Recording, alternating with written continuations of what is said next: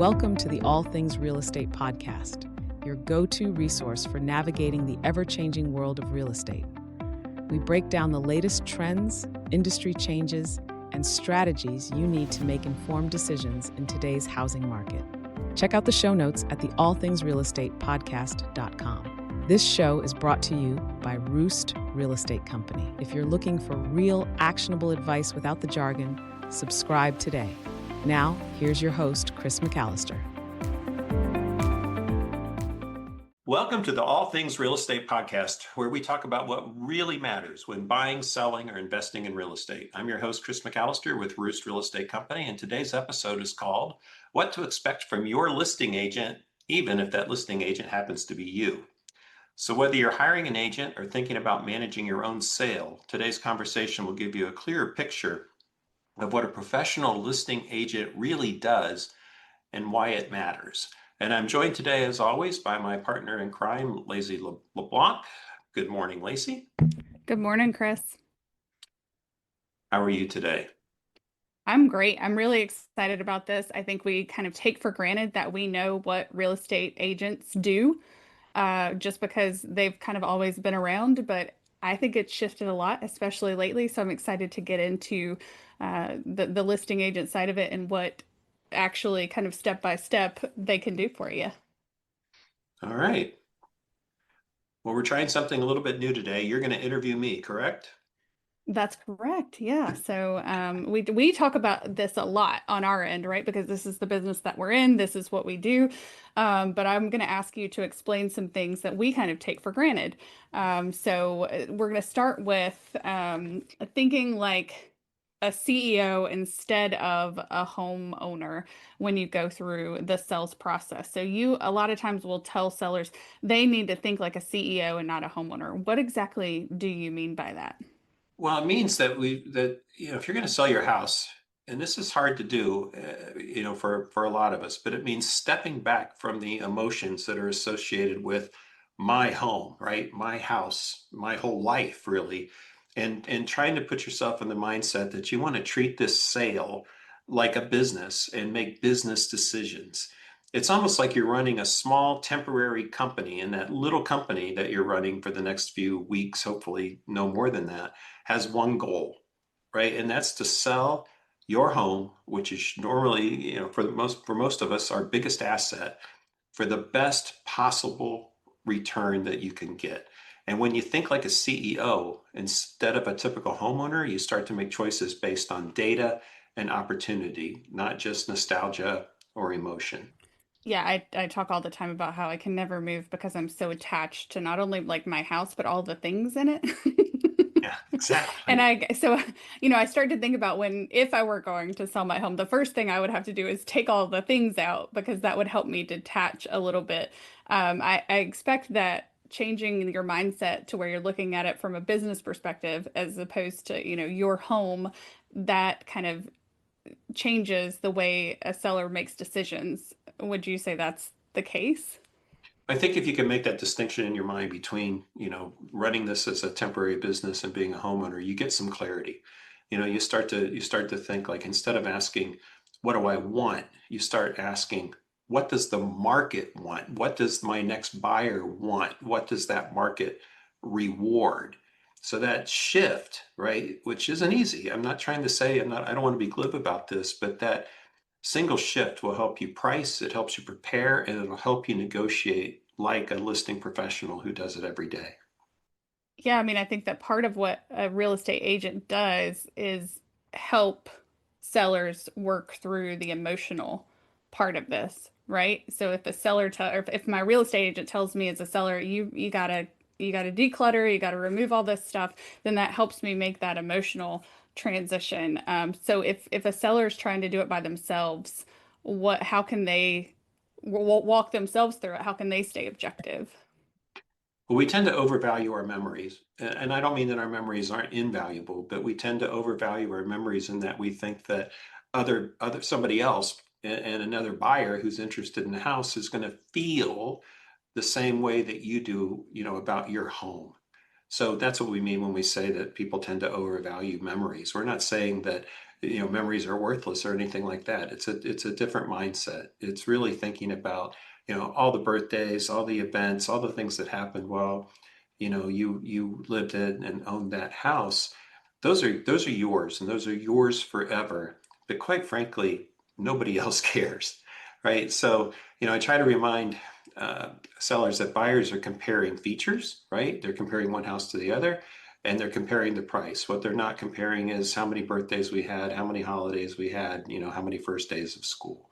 A buyer is going to be able to attach emotionally, and they're going to be able to do that very easy, right? Because they're a buyer. It's a little bit harder for most sellers to detach emotionally, but it's a critical shift in mindset that makes all the difference in the world.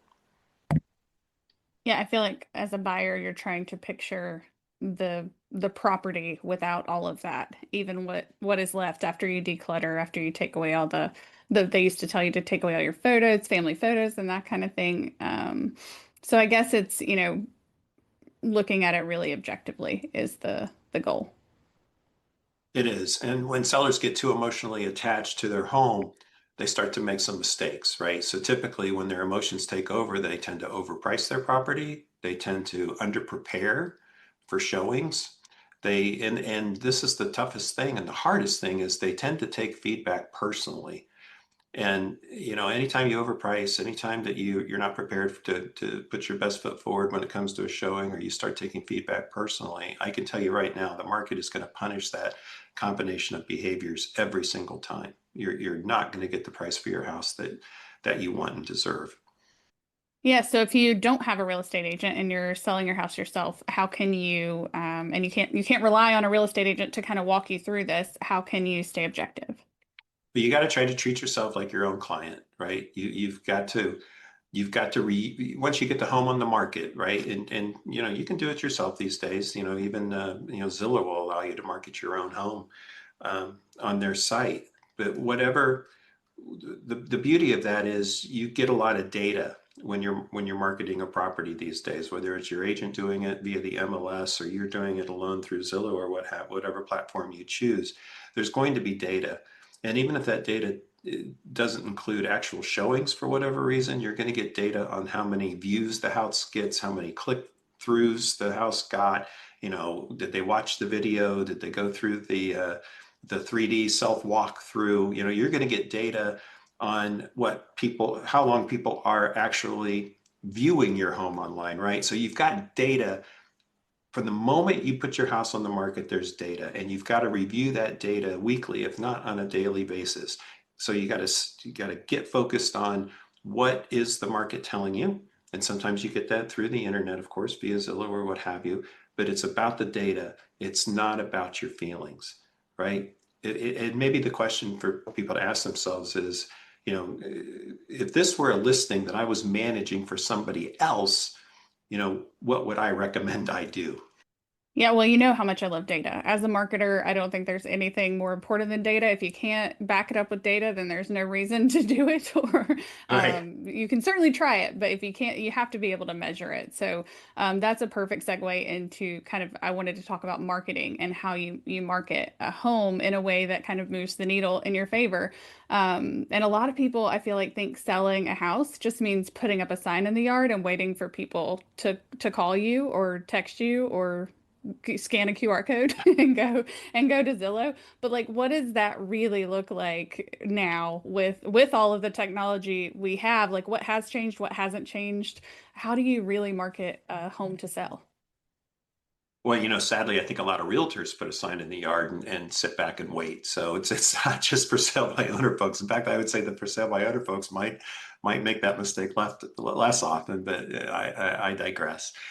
What you want to have is a true marketing plan, and the objective of that marketing plan is to tell your home story across every single channel buyers use, right? So every single website, the sign in the yard, postcards to the neighborhood, whatever it is, you want to be telling your home story. And the key to that is professional photos, detailed MLS or Zillow listings, you know, digital ads on social media, if you're going to have an open house, there's a lot of strategies that you can research to make sure that your message that you are attempting to convey through an open house matches up with what you have online, even the sign in the yard and so forth. You've got to have a marketing plan that's coordinated 360, right? All the way around. It's not a random thing, and it's certainly not just about getting a sign in the yard and sitting back and waiting for the phone to ring.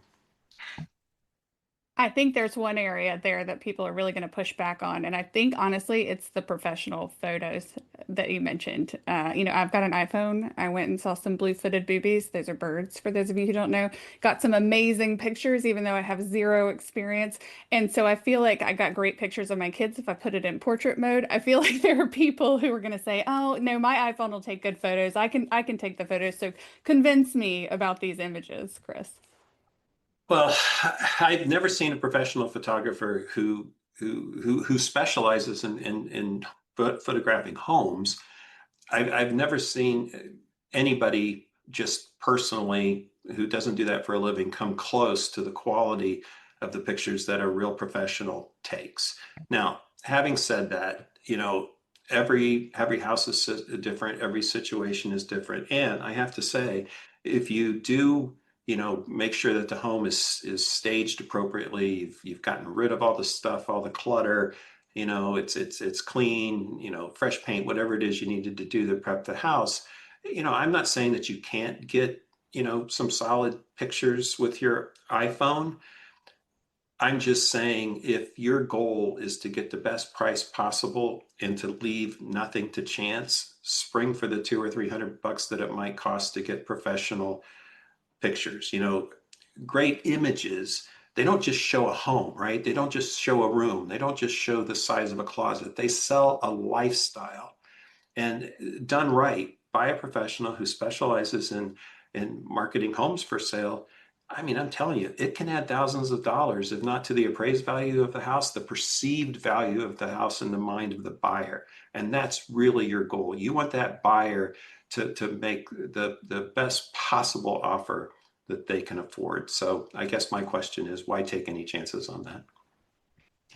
Oh, I mean, obviously, I agree. I was just baiting you for that one. So, no, imagery, I mean, is huge. It always has been from the time that we were starting to post images online, on Facebook when we first had our Facebook accounts using our AOL dial-up, and we had these grainy little photos. I try to show my kids these things, and they're honestly not even interested because the photos aren't good. They're just not the Exactly. quality they expect. And I think that's how people feel when they go and they look at a home online. And because here's the thing, other people are always going to take that extra step. They're always going to hire somebody to do these professional photos. And you can't just compare your home to how it is in real life. You have to compare it to all the homes out there on the market. And as long as other people are doing it, then that's another kind of level of competition that you have. That's absolutely right. Chances are there's more than one home in your neighborhood for sale. And if you're the only one that has iPhone photos in your marketing and everybody else has got professional photos, I can tell you, you're going to be at a disadvantage to the neighbors. Yeah, I mean, as you were saying that, I was like, if I saw one of those, I would think, oh, those people aren't putting the same amount of work in as the other people. I like maybe I can undercut them on their listing price is Or worse literally the yet, thought that went to my what head. are they hiding, right? Or you know, I mean, think about it. Yep. Everybody watches TV now on 4K TVs. Yes, you can get high resolution photos on your phone, but anyway, I don't want to beat a dead horse, but professional quality photos by somebody that specializes in taking pictures of homes matter. I tell you what we love to do is we've got a couple of vendors we use, and the brand name is called Matterhorn. And these folks come in with these digital video cameras after the home is staged, and they set the camera up in the middle of each room, and the camera does a whole 360 up and down, and you get a 3D rendering of the room. And once it's done all of the rooms, it puts together a floor plan. And I don't know about you, but I don't really care to sit and watch a video walkthrough of a home, right? If I want to get to the great room or I want to get to the laundry room, I want to jump to that room. I don't want to watch, a 5-minute linear video of an agent walking through the house. That's why I love these Matterhorn videos, because you see the floor plan, and if you want to see that room, you click on that room, and then you can see, 360 degrees around. It's just such a step up. And I do think it makes a lot of difference, especially in today's market. And as homes are taking a little bit more time to sell, any edge that you can get makes all the difference in the world. Yeah, I do think that the especially the floor plan that it creates really gives you the context, and that really fits kind of in the overall marketing scheme. We want the whole story. You don't just want bits and pieces, and I think that that floor plan that it creates really gives you the whole context of the home, and that's where you can start saying, oh, well, this would be, my kid's room, and this would be our room, and, our kitchen table would fit right here. And I think that that's part of that story that we're trying to tell, even though it's not directly related. I think it does fit there, especially when you're focusing on digital marketing. Digital marketing over time, this is one of the things that has changed. There are a lot of things about real estate that maybe hasn't changed, but this is one that has. Digital marketing is huge when you're listing a home. So talk to me about, how to use digital marketing and maybe how a professional real estate agent can give you an edge there. Well, a professional real estate agent is going to put it in the MLS, and the MLS is going to drive that information to all the major platforms on the internet, correct? But a great agent is going to go the extra step. A great agent tends to have a giant Facebook following. We've got agents with thousands of followers on their business Facebook pages. And, when they list a house and they put it on Facebook, it's not just about, repeating that listing on Facebook.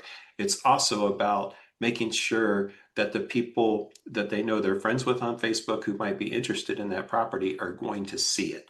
So, there is a strategy to how you use Facebook, Instagram, even TikTok as a marketing platform that's in service to getting that home in front of a buyer that's going to be interested. So it is a little bit more involved than simply putting it up on your personal Facebook page. There's some strategy there that may not necessarily be apparent. Yeah, as a marketer, one of my favorite saying is posting is not a strategy when it comes to marketing, and that's one of the mistakes that people commonly make. What are some of the other mistakes that you see in marketing when you're trying to list a house? Well, definitely poor photos or missing photos, missing details, right? You're not telling the whole story, and inconsistent messaging across platforms. If your listing looks like you just tossed it together and put it online, if it looks careless online, buyers assume that your home has been cared for in the same way. Maybe not consciously, but two things are going to happen, right? If they see missing photos or poor photos, missing details, inconsistent messaging, an investor is going to definitely see that, wow, maybe that's an opportunity to make a low ball offer. Maybe that seller is as distressed as their listing looks like is distressed. So again, if your listing looks distressed or it looks like you just tossed it together, you can bank on the fact that prospective buyers are gonna see it that way, and they'll either not bother to look at it, not bother to make an offer, or worse, they'll make an offer accordingly. Yeah, I do think that there are sellers out there who are capable and competent and could sell their home themselves. But for most people, I feel like, hiring a real estate professional to help you through this process is an investment. And what I'm hearing as you're talking is that, a few mistakes could get you thousands less. So really investing in a professional is going to get you a higher price, and you end up not really spending the money at all. Yeah. It kind of evens out in the end, or I mean, hopefully, and in most cases, I think gets you more for your money. So I think that's the difference between hiring a consummate real estate professional and maybe just the guy you knew from high school or doing it yourself. Yeah. So. And I know I mean, obviously, we spend a lot of time here talking about how best to target and market. If you had to kind of sum up how Roost addresses marketing, how we feel about it, what would you say? I would just say that every word, every photo, every showing should reinforce one clear story, right? And that story is why this home, why it's right for you, and why right now. I think that's really the main theme of the of this whole discussion. Yeah, I mean, I think when you talk to somebody like Priscilla about, listing a home, that's the feeling that you get from her. She knows who this home would be right for. And it's not one single type of person, but it's either, a family with young kids or this type of person or that. And she thinks about that subconsciously because she's been doing this for so long and she's so good Right. at it. And so she has that story in her mind before you probably even start staging. And it's that presentation and knowing that I think helps make buyers fall in love with homes. And you always say that buyers don't buy houses, they buy how a home makes them feel. Can you tell me more about that? Yeah, it's interesting, right? Because we opened up this podcast today by talking about how we want sellers to divorce themselves from their feelings, right? We want sellers to be incredibly analytical, incredibly objective.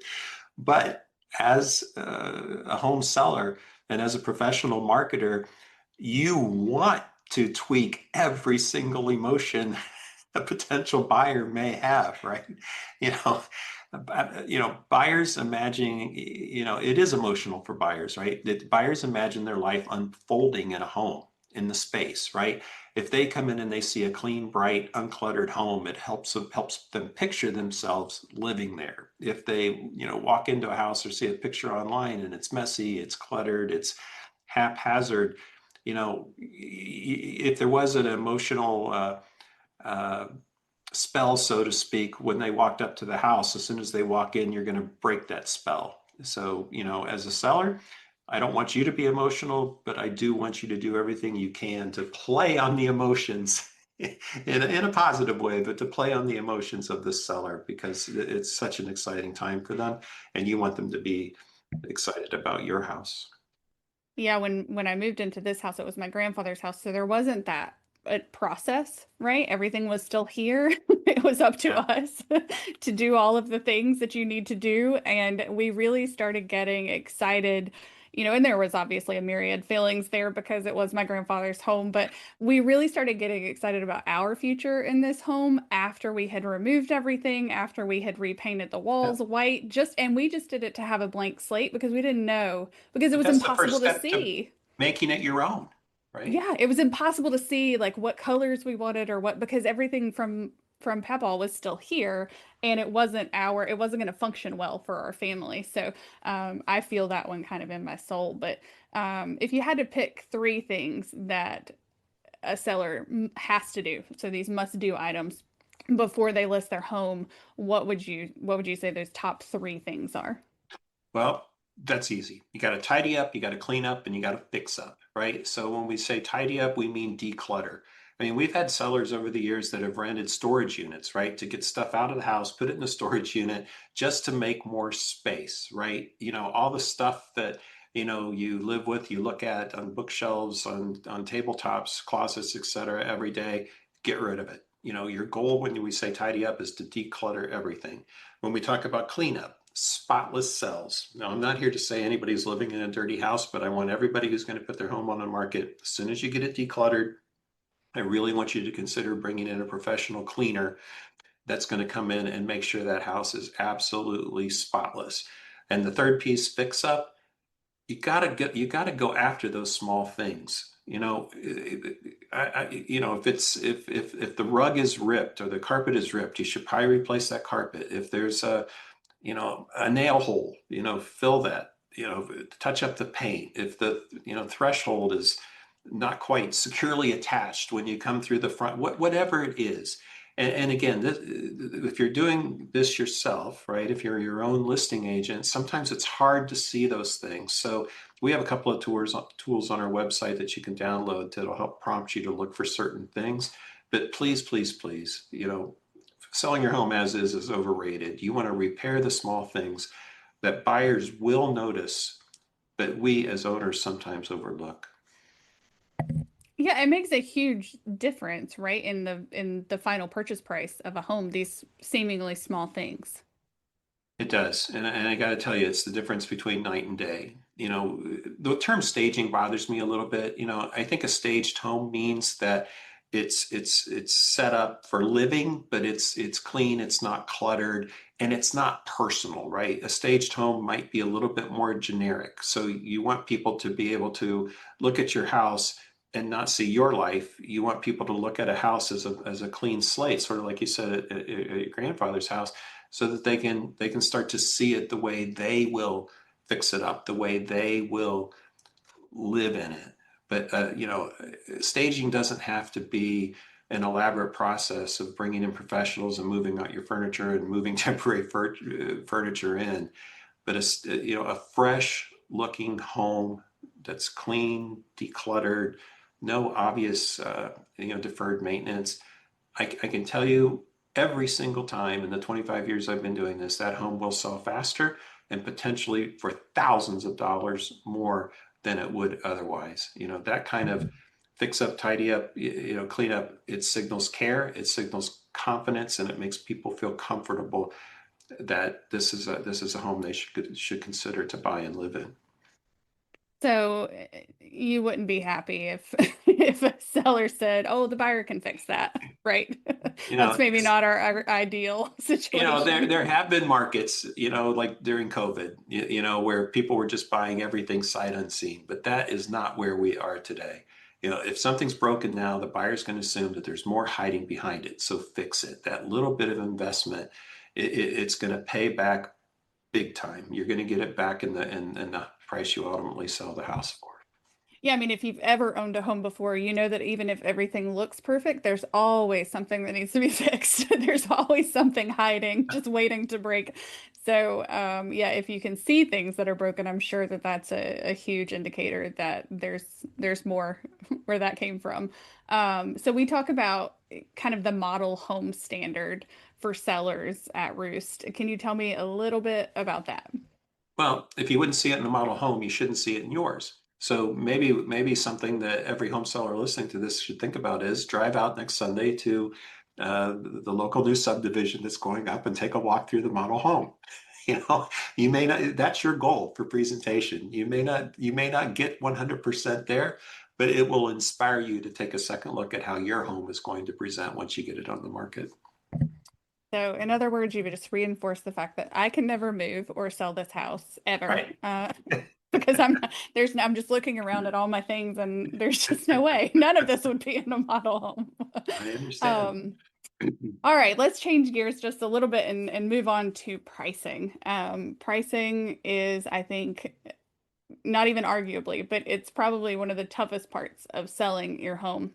And I think it's really tied to that emotion that we talked about earlier. How do you price a home? How do you take that emotion out of it? Well, you got to go back to what we talked about at the beginning. You've got to be the CEO of this home sale. You've got to run this business, and if you're going to run a business, you have to focus on evidence. You have to focus on what's real, right? Whatever you paid for the house, whatever you put into the house, whatever you did to the house, I got to tell you, it just doesn't matter, right? Only what buyers are paying right now is what matters. So, you've got to have what we call it a pinpoint price analysis. But what we do is we primarily look at recent sales in the neighborhood, right? So we go back 6 to 12 months, and I like to look at properties that have actually sold that are as similar as possible to the home we're going to list. And then we look at what's the current demand like. We look at how many other houses are currently for sale. How many days did it take to sell those houses, or how many days have, houses currently on the market, how many days of houses that are for sale right now been on the market. All of those things kind of come together in the form of what we call a pinpoint price analysis, but what your agent may call a comparative market analysis. We've also got, as realtors, most of us have a really cool tool called RPR. Now you're going to ask me what RPR stands for, but it's we can put a link in the show notes, but it's a tool realtors have that take all of that data into account, and it formats it in such a way that it's easy to understand and make sense of. And the cool thing about those is, we're talking about it in terms of what a seller needs to get a house priced correctly. But a good pinpoint price analysis is also going to be helpful to show a buyer why this house is priced the way the way it's priced, right? If that makes sense. So a good pinpoint price analysis works both ways because it's data driven, right? It's comps, it's trends, it's buyer activity. Um, where the whole goal is that you want that sweet spot where you're going to get the maximum you should for the house, but you don't have it priced so high that people are just going to shake their heads and walk away, right? You're looking for that place where you get activity. You're looking for that price where showings turn into offers. And if we do our job right, as sellers pricing that house, there's a darn good chance you're going to end up with multiple offers. Yeah, so that's Realtor's Property Resource, right? The database Yes, that you're that's what talking it's about. called. Realtor's Yeah. Property Resource. You Yeah. got that I Google think machine going, I don't do. you? I was Googling while you were talking, so it's teamwork that makes the dream work here, Chris. No, I think what came to my mind when you were talking about what you paid or need doesn't matter, only what the buyers are paying right now. I talked to my dad yesterday. He's got a car on his, in addition to being in real estate, my family's in the used car business. He's got a car on his lot that he's had for, it's, days on market are high. He bought it for this much. He priced it maybe a little high for the market, and this is rare for them, so it really frustrates them. But he Yeah. priced it a little hard for the market. He's had to drop it down, and he's getting to the point where he just needs to kind of get it off the lot. And so what he paid doesn't matter anymore. He has to sell it for what the market allows. And so I think that that's very similar. Whether you're talking about a Absolutely. $7,500 Honda Fit or your $750,000 house. So I think that the one of the things that I think about is when you first place it on the market, when you first list your home, those first couple of weeks are really, really critical. Can you talk to me about why that is and why we at Roost work so hard to do this kind of research on the front end so that we can get it out there at the exact right price right away versus having to kind of play with it? What happens is if you're working with a listing agent and they put the home in the local mobile listing service, that automatically pushes that information out to all of the listing platforms, whether it's Realtor.com, Zillow, or whatever. But let's use Zillow as an example because it's the one that people talk about the most. The Zillow uses algorithms, and I guess those algorithms are not unlike, if you're on Facebook and Facebook learns what you like to see and it gives you more of what you want to see, right? Well, the algorithms work similarly on Zillow. If you're on Zillow all the time looking for your next house, it knows what you're looking for, right? It knows your search history, whether you want them to or not. And if a house comes on the market that fits that search history, you can bet that the algorithms are going to push that house, your house, right in front of the buyer that is most likely to be interested in it. That only happens for the first couple of weeks. You only get one chance, right? So when your listing is fresh, the algorithms on all these internet sites and with AI now involved, that all works for you. But if you miss that window by overpricing, the only place to go is down, and you start chasing the market down, because at that point, if you miss it over the first 2 weeks, you're going to have to start taking price reductions. And it sounds cliche, and every realtor has said this more than once in their career, but your best chance of getting the maximum possible value for the house is that first couple of weeks. Your first offers tend to be your very best offers. And when you start having to take price reductions, people who are serious about buying a home, they know what when price reductions are taken because they're looking at Zillow and every place else every single day. And if people start to see a downward trend, it looks like they're going to attack, right? there's just going to be a point where whatever your next price is, they're going to come in under it. So it's hard, but when you're thinking like a CEO, maybe it's not so hard. You've got to get the best price that you can possibly come up with, and your agent or you need to go with that, market the living daylights out of it, because again, those first 2 weeks favor the bold, so to speak. Yeah. So again, that's why we're big fans of putting the work in at the front and we're not big test the market fans. Is that fair to say? No, I can't afford to test the market. I can afford to test the market with my house, and I can't afford to test it with It's your house. expensive. Right? Testing the market is expensive. Testing the market can cost you thousands and thousands of dollars, right? I mean, every day, your house sits unsold, your listing loses attention, and more importantly, it loses credibility. Yeah, So what's wrong with that house? Why hasn't it exactly. sold yet? So you got to price that thing right from day one. Yeah, well, we've talked a lot about Zillow, and I love Zillow, don't get me wrong, but I want to ask you a very it's yes or no, so there's no in between here, but Zillow's Zestimate, is it friend or is it foe? Is it a yes from you or is it a no? Oh, it's an absolute friend, right? I mean, I think it gives people a place to start, but let's be clear here. A Zestimate is just another data point, right? The Zestimate doesn't know the things that you've done to the home in the last 5 years or haven't done in the last 5 years, right? A Zestimate can cut both ways. A Zestimate could assume that all of the regular maintenance has been performed on the house over the past few years, that the roof has been replaced, that the furnace has been serviced, and all those things. Which means this estimate could be much higher than what reality is, right? It's just as likely that it cuts that way as it cuts the other way. So it's a data point. It's helpful for context, but it's dangerous as an absolute, and it's certainly not a strategy, right? Zillow can't see your upgrades. It can't see the condition. There's a place for algorithms. There's a place for AI, but there's also a place for local data and how your home stacks up to the other homes in the neighborhood. You found a maybe answer in there, even though I said yes or no, but I think that that's true. I think that, it's a good starting point.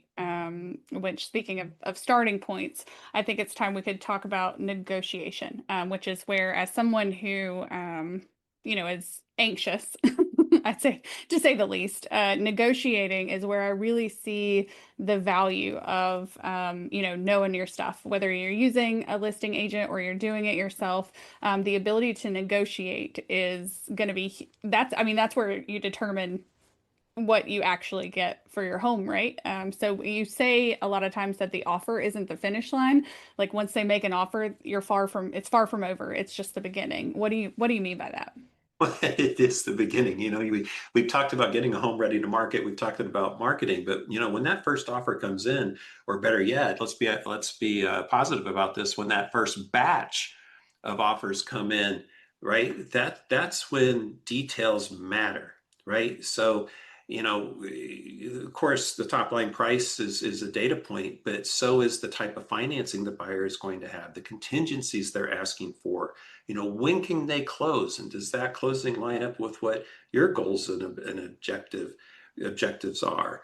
A professional knows how to analyze multiple offers, and more importantly, they know how to protect you through each step of the negotiation process. So this is where there's three places, right, when selling your home. You've got the pre-work, the marketing work, the behind the scenes work, you've got the launch, and then you've got, if you've done your job right, you've got offers coming in. And then you've got the negotiation phase, which is where realtors really do earn their fees. And then we're going to get to this in a few minutes, but then you get to the point where, okay, we've got an offer, we've negotiated an offer, now we got to get it to the closing table. So yes, up to now, it's been fun and games. This is where the rubber hits the road. Yeah, it's not just about price. Looking at multiple offers on a home, or even if you just have the one, you have to take into consideration so many other factors. What are those factors that you have to look at? Well, you got to analyze the net, right? What actually goes in your pocket after everything is done, after all the costs, after paying your realtor, after conveyance fees, after tax prorations, concessions that the buyer asks for, the cost of contingencies. Let's say you're selling your house, and you haven't quite picked out a house to move in yet. So, you've got to factor all of those things in. Not that really has the buyer doesn't care about, but they're things that are going to run through your mind as you're evaluating which offer is best, right? If you have one offer that says they don't have to move in for 30 or 45 days, and you have another offer that says, I got to move in the day of closing. Maybe that works for you, maybe it doesn't. But the point is, it's not just about the top line price. The other thing is, a great agent is really going to do everything they can to evaluate that buyer's motivation, and more importantly, the strength of their financing. And that's where, we get into, talking about the relationships that your listing agent has with other agents in the local realtor community. Do they have the wherewithal? Do they have the connections? Are they able to garner information from their fellow realtors about about the strength of your buyer? Because remember, at the end of the day, it's one thing to even to get a contract signed. It's a completely different animal to get it to closing. Yeah, so why do so many deals fall apart after the contract is signed? I mean, would you say a lot of deals fall apart, I guess, after the contract is signed? And if so, like why, what are some of the reasons that that can happen? Because as, not a real estate agent, I feel like I would be breathing my sigh of relief once the contract was signed. There's so many things that can happen. Just because you have a pre-qualification from a lender doesn't mean that you've got a final pre-approval from a lender. There's the appraisal process, there's the inspection process. There's a lot of things that can go wrong. But having said that, you as the CEO of your home sale, you've got to take care of the things and look for the things that you can have some control over. So before you accept any offer, you want to make sure that buyer has a very strong pre-approval letter, that the terms are clean, that the deadlines are reasonable.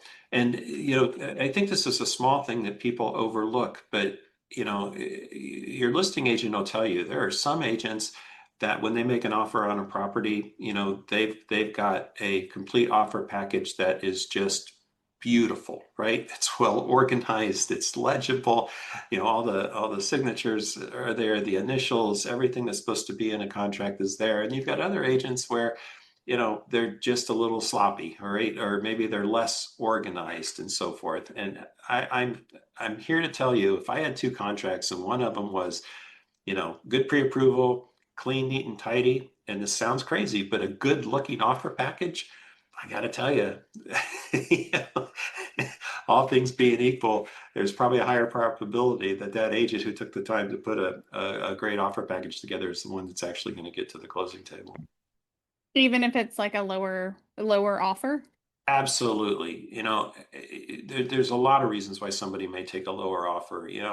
A lower cash offer with no financing risk is going to be worth way more than a shaky, high dollar offer with, FHA financing. And I don't mean to disparage FHA financing, but generally FHA financing means that the buyer is putting no more than 3 to 5% down on their house, whereas cash is cash, right?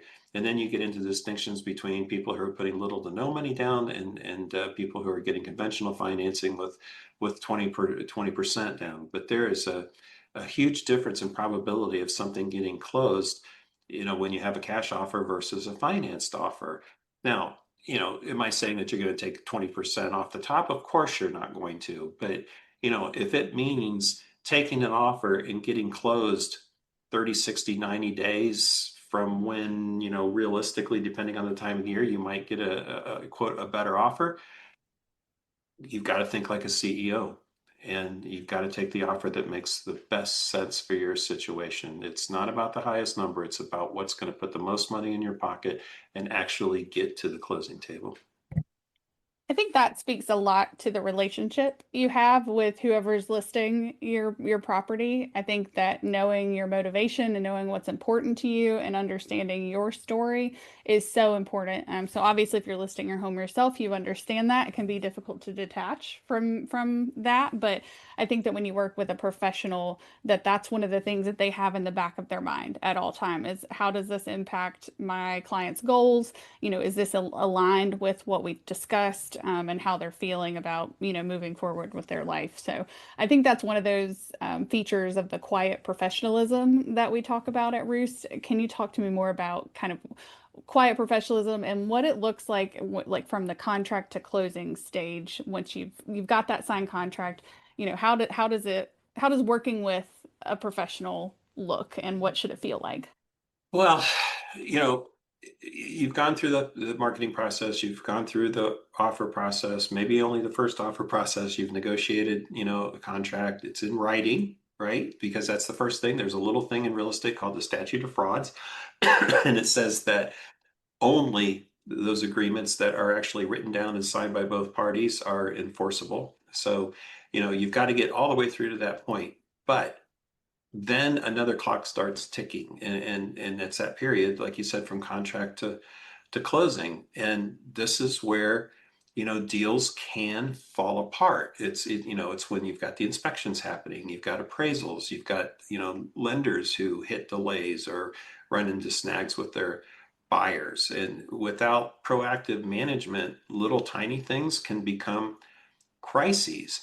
And the other piece is, and this is important as your own CEO or when you're working with a listing agent, a great listing agent has seen it all, right? So to speak. They've already gotten through situations where, inspections have come back less than perfect, or buyers maybe, are asking for things for the seller to fix things that maybe don't make a whole lot of sense, or they've been through appraisals that have come in short, or, lender delays. Not everything to a true professional is an absolute crisis. Whereas if you happen to be working with a realtor who's maybe a little new, or hasn't had a whole lot of experience, maybe they're doing it part-time, they may not have lived through all of these different things that seasoned professionals have already lived through, if that makes sense. And I think that to me is sort of like the best example of quiet professionalism. It's when on the surface everything looks like it's a crisis or it's potentially the end of the world, when in reality a true professional is going to navigate that process. And they're not just going to navigate their side of the transaction, they're going to do whatever they can to get that deal closed, even if it means doing things for the buyer or the buyer's agent that maybe normally they wouldn't have to do. But again, it comes down to, what do I need to do as a listing agent to get this to the closing table? Does that make sense? I feel like I'm rambling, but No, it makes me realize how much information there is to manage, how many, lines of communication have to be open at the same time. It makes me wonder how on earth, you can stay organized with all these things on your plate. well, I tell you, this whole thing about quiet professionalism, it's steady communication, it's solving problems before they escalate, it's keeping everybody calm.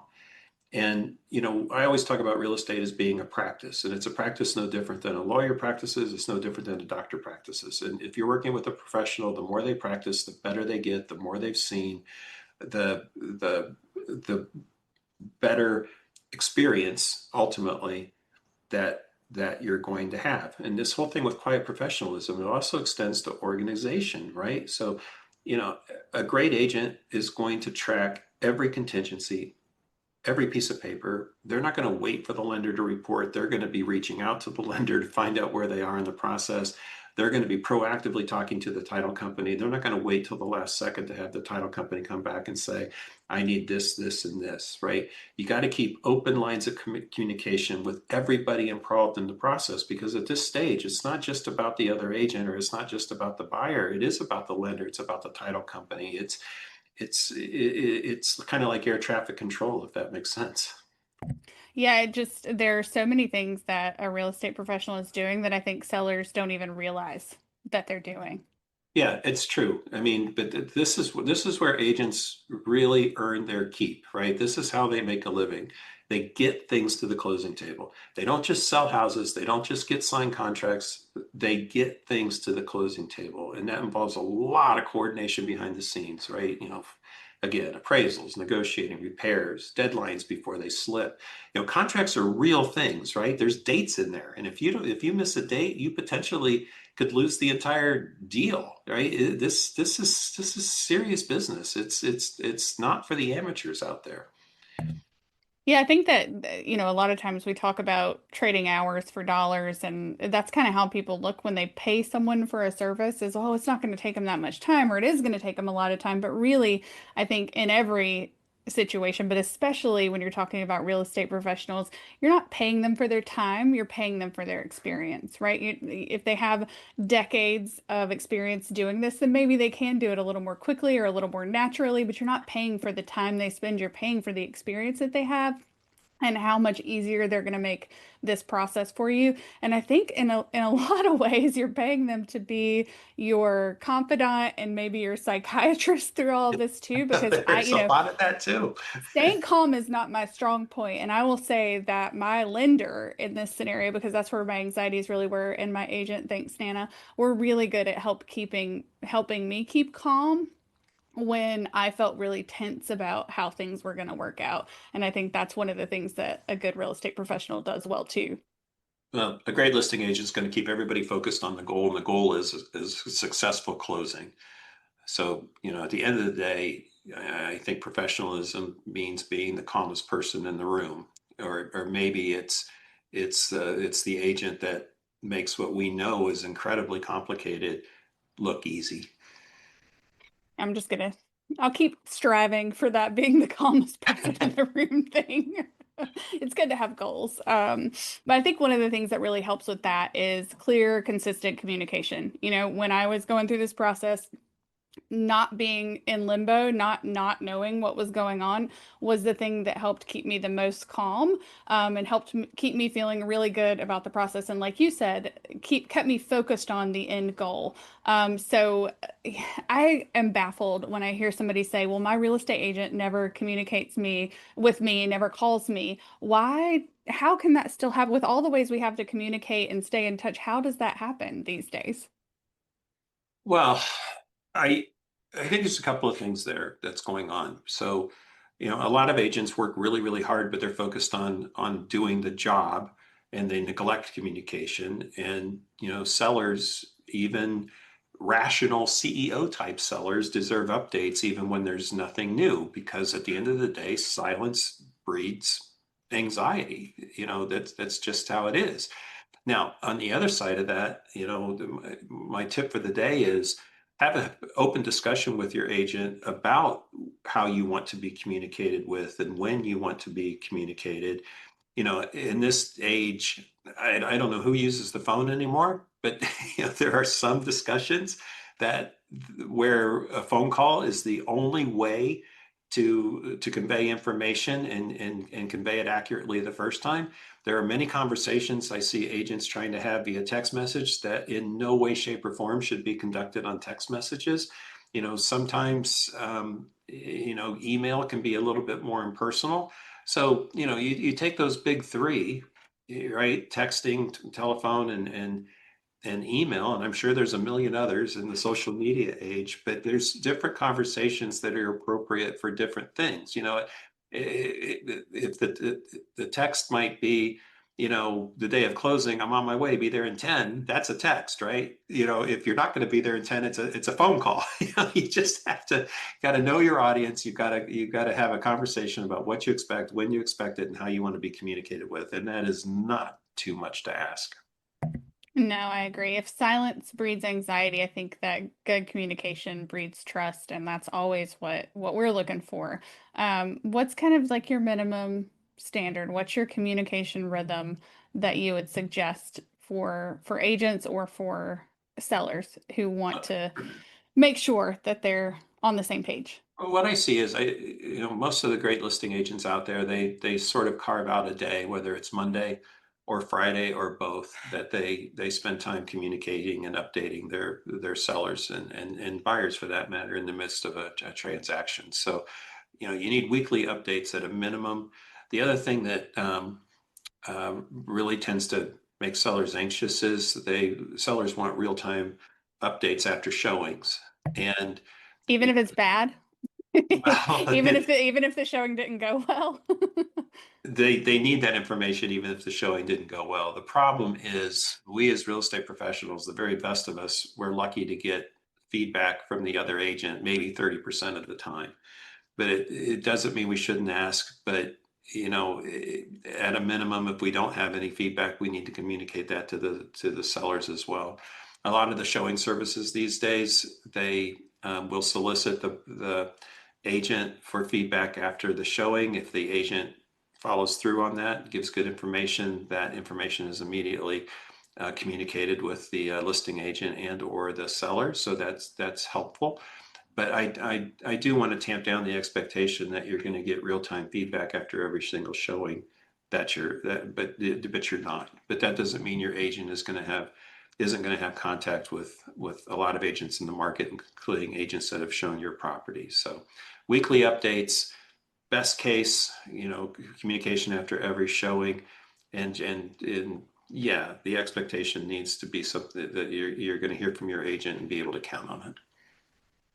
So the feedback that you get after showings, what do you do with that? Can you adjust your strategy? Can you make changes based on that, or is that too kind of fickle to trust? No, and absolutely you have to. It's the market that's going to tell you whether you're priced right. The market's going to tell you whether you've got a house that's sellable for the price you want.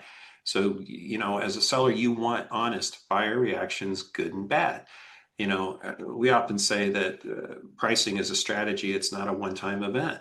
And, certain feedback from buyers, especially if it's more than one buyer, says that the home is a bit overpriced, then you need to go back and take that feedback seriously and sit down with your agent and figure out, okay, do we need to sharpen our pencils here? Are we a little out of line?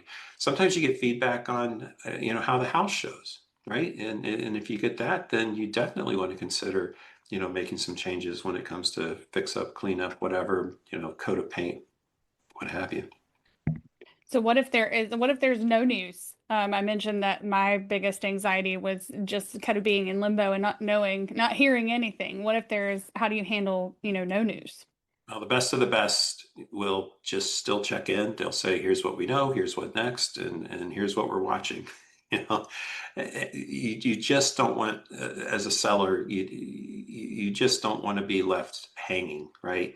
And I think, again, the best among us, they anticipate that kind of anxiety on the part of the seller, and they get out in front of it, even if there's nothing new to report or nothing good to report. How's that? Yeah, so if you're your own listing agent, right? If you're selling without an agent, how do we have this system, real estate agents who do this for a living, obviously have this system in place. What does your system look like if you're selling your home and you're your own listing agent? I think once or twice a week or after every showing, you've got to kind of review the feedback, look back, see what's happened. But I think there's 3 key questions that you need to ask yourself as the CEO of your own listing is what just happened, what's next, and this one I love, what could go wrong? So you can, make some contingency plans.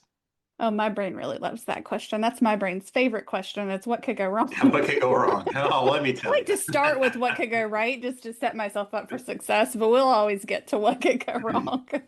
And then there are some tools, like technology is so prevalent now, right? There are some tools that we use to make this whole process. We talked about just the bulk of the process and how overwhelming it sounds. There are some tools that can make it a little easier. Talk to me There about are, this. but you also have to be careful. There's a lot of technology out there where it's just a technology provider that's making any money. I have a real aversion to technology for technology's sake. At our company, we employ every piece of technology that we can find that helps us forge a deeper, long-lasting, productive relationship with our clients, if that makes sense. So having said that, there's a lot of shiny objects out there, but like we talked about 3D Matterport tools, I think that's a fantastic technology. Digital scheduling and showing services, I think that's fantastic. Even 20 years ago when I started, there was a lot of phone calls back and forth between a showing agent, buyer agent, and the listing agent and the seller, and just trying to set times up where you could actually walk through a property. And then don't even get me started on the days before we had lock boxes. But so digital scheduling is a big deal. And dot loop, there's a lot of different, several different signing contract things out there. We happen to use .loop, but .loop helps keep all of the paperwork straight. It makes sure that all of the signatures are in place, and it keeps everything in one place. So the three big things that we absolutely employ, and that I think every great listing agent needs to employ, is a great way to, market and photograph for digital tours, Matterport, digital scheduling like Showing Time, and e-signing like .loop. Those are the things that help speed the process along and keep everybody organized.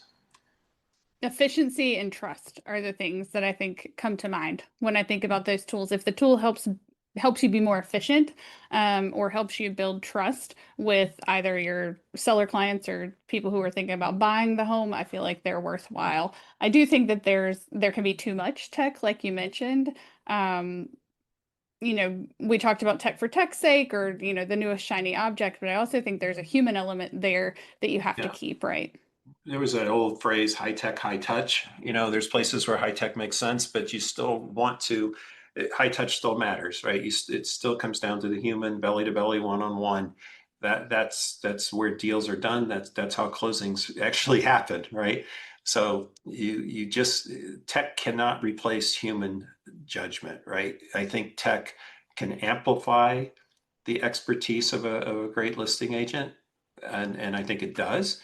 Um, but it certainly can never replace it. There is no substitute for actual experience, because it takes experience before you can cultivate anything close to quiet professionalism. Yeah, I mean, I would argue that if you're not professional, if you don't have the expertise and you're doing things wrong, that tech can amplify that as well. Yes, So absolutely. Tech if can you're make it wrong, worse. then and you use the tech to get your wrong thing out there to everyone, then it's a lot of work to pull it back and to make it right again. So I think that when you look at the cost of, you know, selling your home, and whether that's doing it yourself and investing in the tools and the photos, or investing in a professional to help you do this. Talk to me about, why we call our service or our commission, that a roost agent gets a professional service fee. Why do we refer to it as that as opposed to just a commission? Well, as realtors, we're not just selling exposure on the internet, right? We're not just, again, we shouldn't just be putting a sign in the yard and waiting for somebody else to take the wheel from there. A great listing agent manages risk, and that professional fee covers strategy, it covers compliance, it covers negotiation, it covers, years of building quiet professionalism. And at the end of the day, that professional service fee really better be providing peace of mind, because ultimately I think that's what you're paying your agent for. Yeah, I think that if you're a good agent and you're working with a good broker, that you've also made some mistakes in these areas, compliance, strategy, negotiating, communication in the past. Nobody's perfect. And I think that that's one thing that maybe agents have of value to someone who's trying to list their home, is they've made those mistakes so you don't have to. Do you agree with that? Well, yes, there's no question about it. There's no substitute for experience, right? And learning from your mistakes.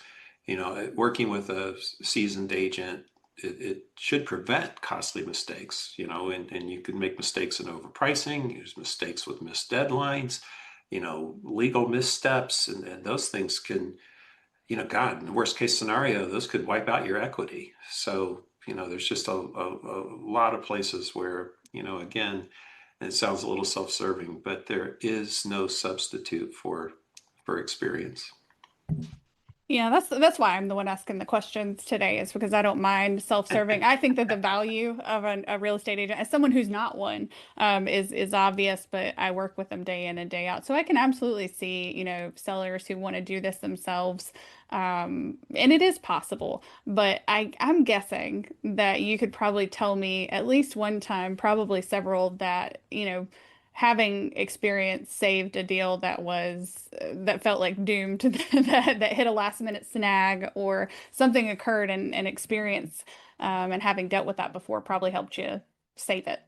Well, there's so many places like that, that there's been issues where, a lender or a buyer didn't get their financing, and at the last minute they have to go to another lender, or they have to switch the type of loan that they're getting. Depending on the market, we haven't seen this as much lately, but appraisal gaps were a big deal, especially, during COVID, when you had people buying houses sight unseen and paying, thousands of dollars above the asking price. And then, lo and behold, just because you're willing to pay that amount of money, or say you're willing to pay it, it still has to appraise, or the lender's not going to, make the loan. So, that's a little bit less of an issue right now, but it's still out there. And it doesn't mean when things like that happen that it necessarily has to kill the deal. It just comes back to that place where experience and calm and just open communication can make all the difference in the world. So what's the trade-off, would you say, if we wanted to kind of wrap this up for sellers who want to do this themselves and be their own listing agent? What responsibilities there are they assuming, and what's the trade-off for the savings that they're going to get? Well, just bear in mind, if you're going to do it yourself, and yes, you're going to save some money, no question about it, and a lot of money, quite frankly, but you're taking on all the responsibility for marketing. You're taking on all the responsibility for legal compliance. You're taking on all the responsibility for negotiation, and all the responsibility to get from where you are to the closing table. And yes, 3, 4, 5, 6, 7%, whatever it is you're paying your realtor, that's big bucks. But at the end of the day, there is real value and potentially tens of thousands of dollars in savings when you work with somebody who has been doing this, for their entire career. Yeah, and I think that the market you're in, right? You've mentioned that several times. This is not such a big deal in this market, but it has been in the past. Or I think the market you're in should play a role in determining whether, a seller wants to do this for themselves or whether they want to partner with a professional. Well, you know, I think that the best sellers who decide that they want to do it themselves, and this applies though to not just people who want to do it themselves as a for sale by owner, but also when they're working with a listing agent. But the best sellers lead their sale. Again, the best sellers are the CEO of their own sale. They stay calm. They stay realistic. They stay proactive, and they keep their emotions at bay, and they try to keep logic and quite frankly math, front and center. But they keep that relationship and that process that they go through with their listing agent. They treat it as a partnership, and they never let it get to the panic or hysteria stage. How's that? And Yeah, I've no, seen I, it I both totally ways. agree. Yeah, that's if I could do that, I would say, yeah, let's go for it. But and those are not my strengths. So I think know thyself is maybe a good a good piece of advice.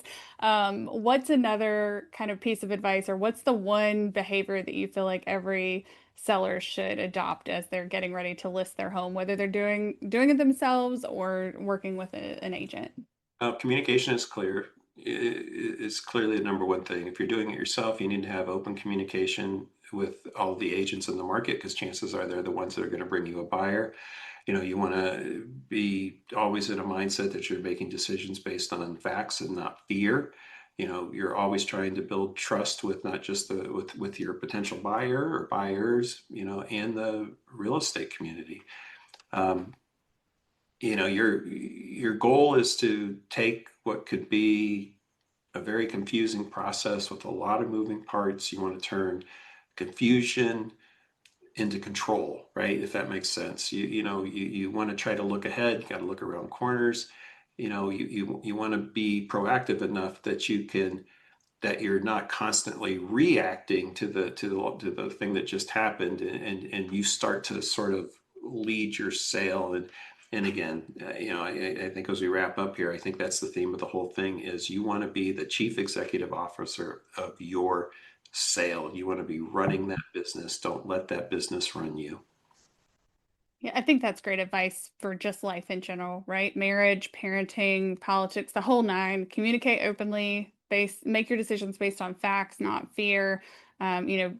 Build trust, keep communication alive. I just think that that's good rules to play by no matter Yeah. what. But in this case, I They're just rules think for that life. yeah, we're turning this into a broader conversation. So if kind of to wrap it up, if you had one piece of advice for every homeowner who's thinking about selling their home, what might that be? Well, I think even if you think you're going to do it yourself, you probably want to interview a couple of listing agents and just get a little bit of feedback. And who knows, maybe they'll change your mind, maybe they won't. But you've got to do your research. You've got to know what's going on. Keep an open mind. You've got a wonderful house, but it doesn't mean that every buyer is going to see it the same way that you are. So, keep your emotions in check. Try to be as objective as you possibly can. And as my eighth grade geometry teacher used to tell me, have faith and follow the rules. I love it. I love it. I think people forget you can interview your real estate agents. You don't have to just take the one that was Absolutely. recommended to you by your next door neighbor or the one that's related to you or somebody that you have had a relationship with in the past. You can interview them. I think that might be the key takeaway from all of this is find the one that works well with you and Yeah. communicates well how you communicate and understands your goals. They're out there.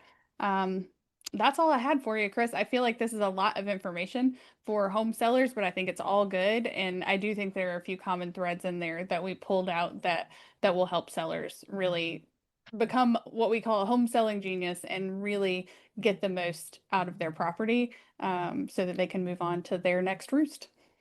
I think so too. Thanks for being here with me today. And thanks to everybody who's listening, and tell your friends about the All Things Real Estate podcast.